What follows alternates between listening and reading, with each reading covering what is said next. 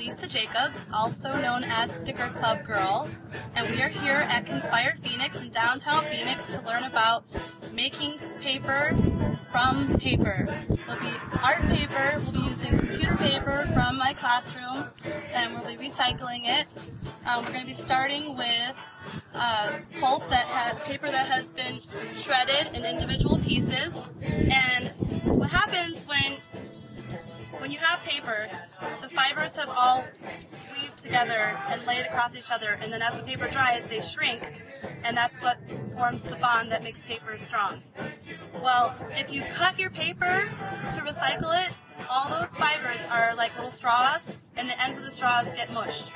So what you want to do is you want to tear the paper into about 1 or 2 inch squares. And if you look at the ends of the paper, you can see all the small fibers sticking out, and that's how you know that they're not bent. They've pulled away from each other because they've been soaking for about 24 hours. Alright, so the next thing you do after you get your paper torn and soaked overnight is you want to place a small handful of it into the blender. The more that you blend it, the less that you'll be able to see what was originally on the paper. So if you want lots of numbers and letters floating around on the top of your surface of your paper, then you'll only blend for a small amount of time. You can do both, where you blend it up a lot and then at the end add a little bit with the letters and numbers on it. You can write poetry and then blend it up and have your poem floating around on the top of your paper, or like Chinese lettering or any kind of like symbols that you want to add into the paper. Perfect for Valentine's Day. Like, I hate you, I hate you. Stick it in your paper. Okay, so we're just going to put a little bit in there. And then we will add some water.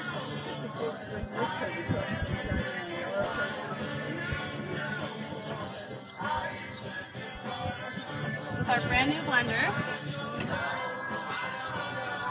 And at this point, you could go out and you could buy paper dye. And I do have a series of paper dyes, and they're great because they come in all different colors, but it takes a whole lot of paper dye to get a little bit of color. And what I've learned is that colored napkins already have a whole lot of dye in them, and they're way cheaper. So if you simply add paper napkins to your vat, you'll get the color without spending all the money. Okay, so starting with just a little bit, we're going to go ahead and we're going to start to grind up our paper. Okay, and at this point we can go ahead and we can add our concoction to our first vat.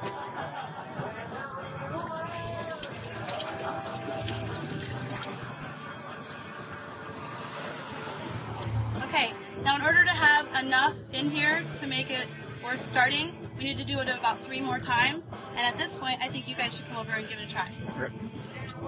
Okay, right now I'm adding some larger flowers, and they look really nice in the paper. These ones won't have a lot of contrast because of the same color. They still give it a nice texture.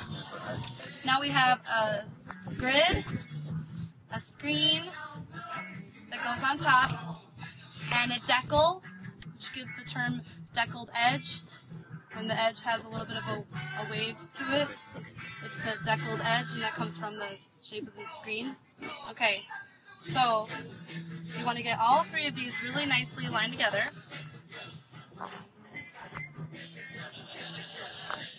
And using your thumbs to hold everything together, you're going to dip, and you go down, flat, and slowly rock back and forth. And as you're rocking back and forth, you're going to be bringing it up until you get to near the surface of the top, and then you let the water drip out the bottom.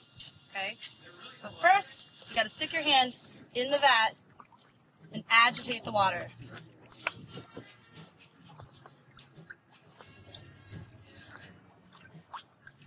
Okay, once everything's floating around in the surface, you go down to the bottom, flatten out, and then rock back and forth slowly, so that as the paper and fibers and pulp in there are settling, they settle onto your screen.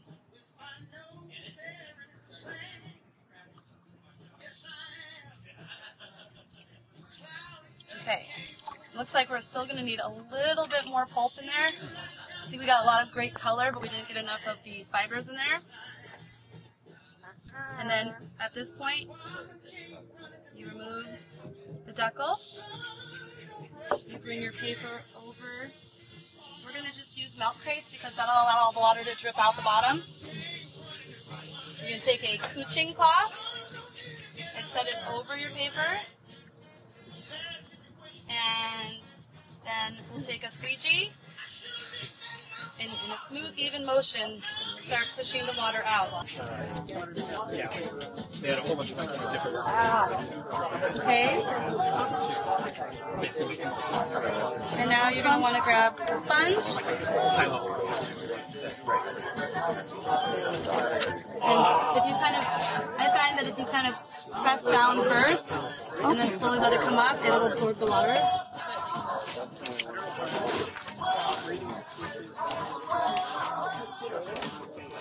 Yeah.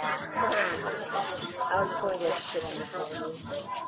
Okay, I just want to go around the whole surface. Wait, what?